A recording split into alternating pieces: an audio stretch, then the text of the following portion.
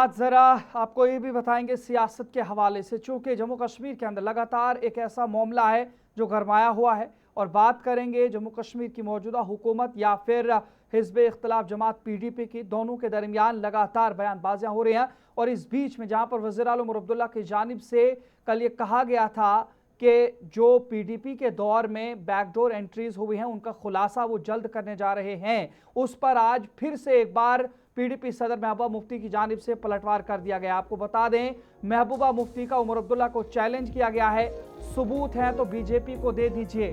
Jammu Kashmir bank मामला पर PDP का वार अब नेशनल कॉन्फ्रेंस की तरफ फिर से देखने को मिल रहा है। उन्होंने कहा इल्जामात नहीं, सबूत पेश किए जाने चाहिए। अगर PDP के दौर में या बीजेपी PDP दौर के दौरान इस तरीके का कोई भी काम हुआ हो तो।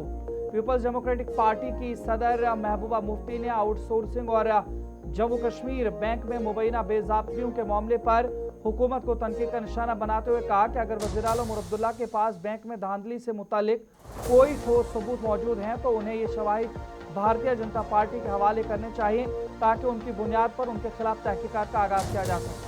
महबूबा मुफ्ती ने कहा कि इल्ज़ामात लगाने के बजाय हकाइक आवाम के सामने लाए जाएं, और अगर बेज़ाब्तियों के सबूत मौजूद हैं तो कानून के मुताबिक कार्रवाई होनी चाहिए। उनकी जानिब से मजीद क्या कुछ वजाहत में कहा गया है वो भी जरा आपको सुना।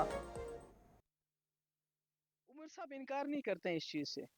वो कहते हैं, इसको जस्टिफाई करते हैं, हमने आउटसोर्सिंग की, यानी जो 25,000 बैकडोर एंट्रीज हुई हैं उससे उमर साहब इनकार नहीं करते हैं। दूसरी बात, ये क्या मजबूरी है इस सरकार की, पब्लिक सर्विस कमीशन के होते हुए, सर्विस सिलेक्शन बोर्ड के होते हुए, डिपार्टमेंटल बोर्ड्स के होते हुए ठेके पे नौकरियां देना। वो भी कोई बिहार का है, कोई यूपी का है, कोई यहाँ बीजेपी का वर्कर है, कोई एनसी का वर्कर है। तो क्या ठेकेदार इसका फैसला कर सकता है कि कौन नौजवान काबिल है किसी पोस्ट के लिए? क्या यहाँ का सर्विस सिलेक्शन बोर्ड का काम नहीं है, वो पब्लिक सर्विसेज कमीशन का काम नहीं है?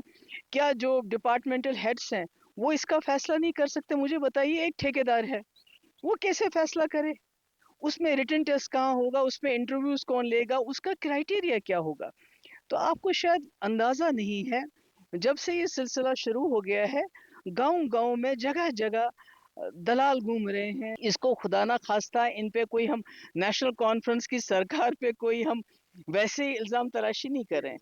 हम ये सोचते हैं कि जो नौजवान लड़के लड़कियां पिछले 2-3 साल से सड़कों पे हैं, रिजर्वेशन को रैशनलाइज के नाम पे, ओपन मेरिट के साथ नाइंसाफी के नाम पे, आज जब ये 25,000 इन्होंने नौकरियां 25 महीने में बैकडोर एंट्री से आउटसोर्सिंग के जरिए, मुझे नहीं मालूम किन को दिए।